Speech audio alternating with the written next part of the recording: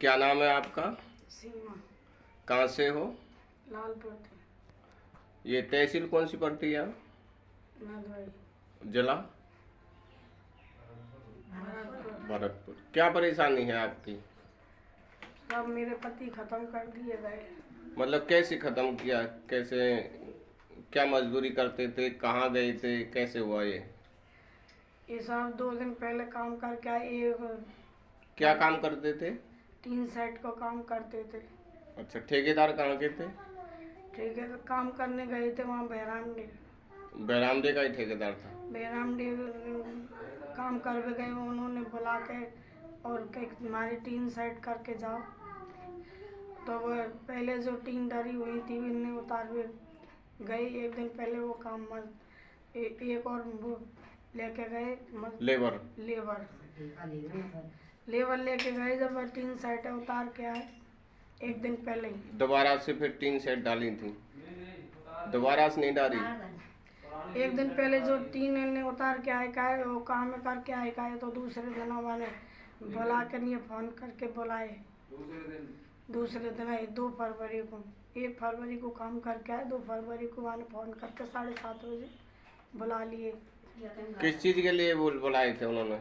वो बोले कि तू तेरी मजदूरी तो चाहिए तो तू ले जा अच्छा, और आ जा। तो वहाँ गए थे? तो वहाँ वो गए। सुबह 7:30 बजे वहाँ को फोन आया बाकी लड़का को, नीरज को।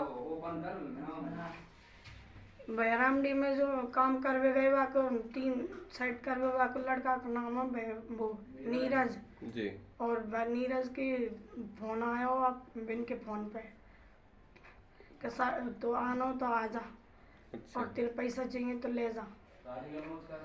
गाड़ी दे के बोलो। शुरू में आया जब फोन, अच्छा। तो वो यूँ करे कि मैं अभी आ रहा हूँ, मैं रोटी बाद में खाऊंगा, पहले मैं पैसा ने ले आऊँ, कल जो काम करके गया हुआ मजदूरी के।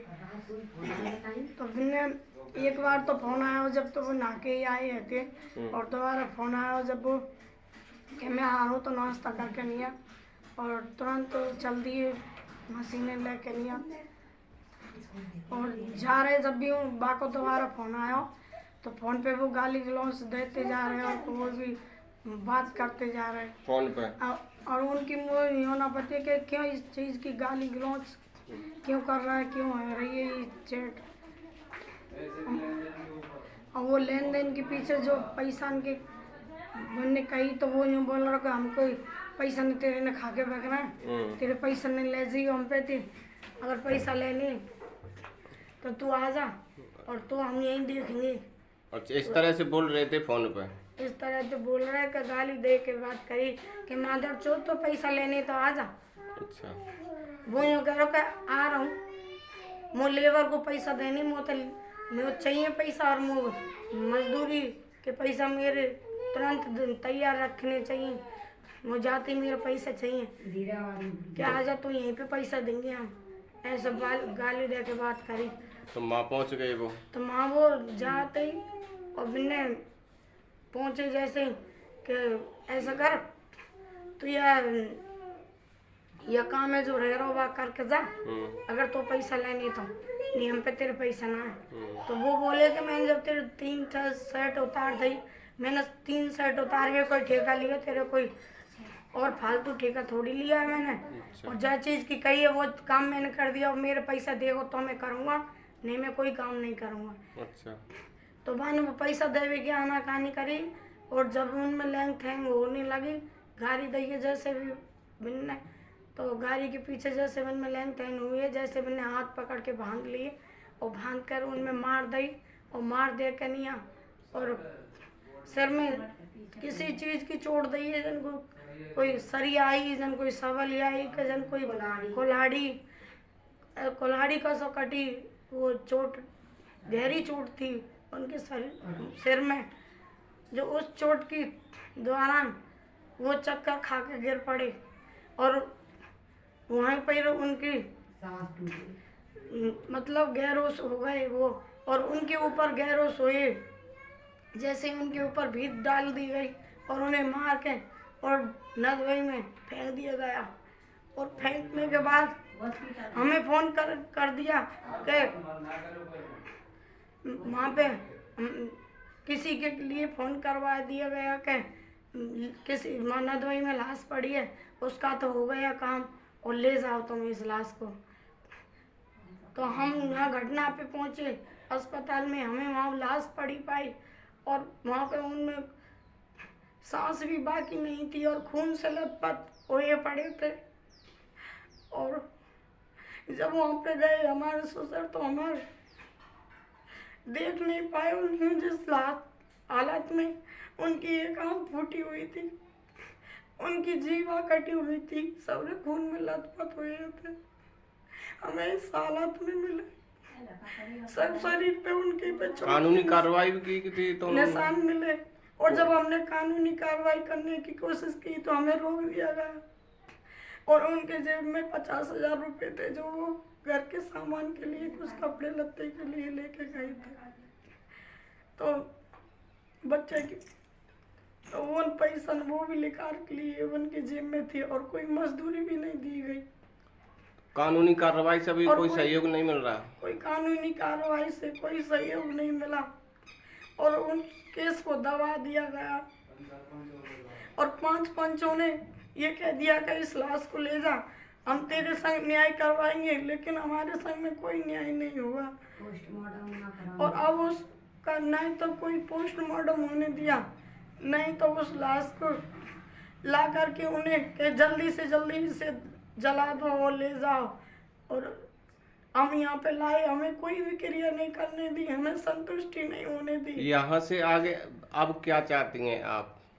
हमें कोई संतुष्टि नहीं हुई और उसकी उन्हें भी इस तरह से बेकर दर्दी से सब कुछ हुआ उनके संग में कि हमें पता ही नहीं लगा कि हमारे संग में क्या हो रहा है, हमारा आदमी के संग में क्या हुआ। देखो जो हुआ वो ठीक है, लेकिन यहाँ से आगे क्या चाहती हैं आप? यहाँ से अगर हम ये चाहते हैं कि हमें न्याय मिले हमारे बच्चे के लिए। एक लड़का और 2 लड़की है मेरे पास। बच्चे का मेरे का एक्सीडेंट हो गया था, नर्सरी में जाता है पढ़ने के लिए, तो उसका भी इलाज नहीं करा पाए हम। और मैं बेसहारा भैया पराग सत्तू में कुछ नहीं कर पाई। मेरे बच्चा दुख पा रही है यहाँ घड़ी। जिसमें हम जयपुर गए, वहाँ से मिला था ये डीएजी ऑफिस गए, जब वहाँ से मिला था ये, लेकिन वहाँ भी कोई आपको वहाँ भी कोई सुनवाई नहीं हुई। वहाँ से भी हमें ये कह दिया कि हो जाएगा कुछ, और ये लोग यहाँ पे कार्रवाई नहीं कर रहे कुछ भी।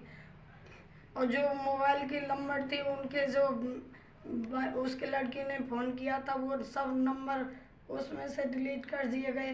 फ़ोन साबित हमें पाया गया। अगर ये भीत की घटना होती तो वो दीवार की घटना होती तो वो मोबाइल भी टूटा मिला होता, मशीन भी टूटी हुई होती, सब कुछ साबित निकला था। लेकिन मेरे जो पति थे उनकी हालत इतनी गंभीर थी कि वो साफ सुथरा शरीर था, लेकिन उनकी सिर पे इतनी गहरी चोट थी कि उस दौरान उस गहरी चोट के सदमे से वो तुरंत ही खत्म हो गए।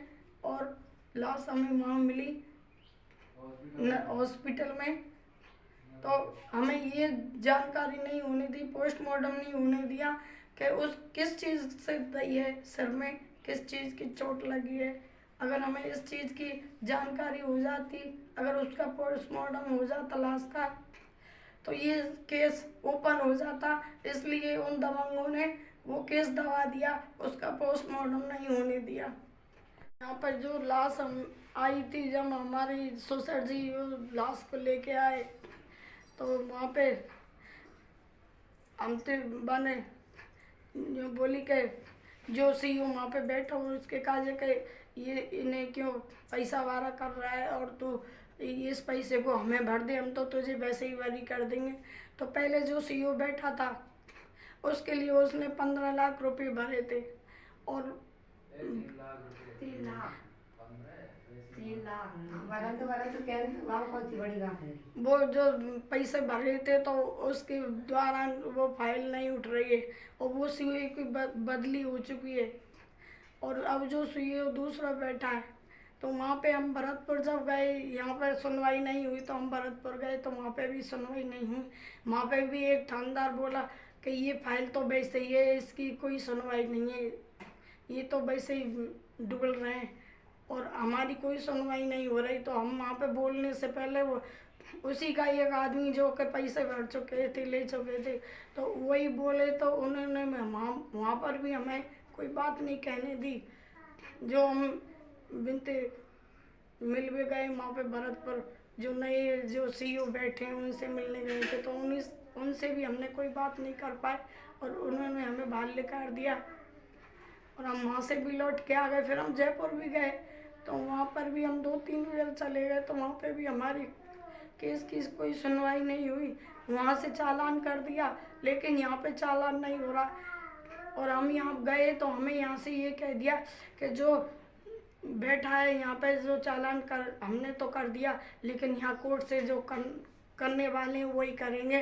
तो हम कोर्ट भी गए तो वहाँ पे भी हम तो यही बोल रहे कि मैं यहाँ हम फाइल देख रहे हैं और हम अभी हम जांच कर रहे हैं और अभी वो हो जाएगा, लेकिन आज तक कुछ भी नहीं हुआ। 9 महीने हो चुके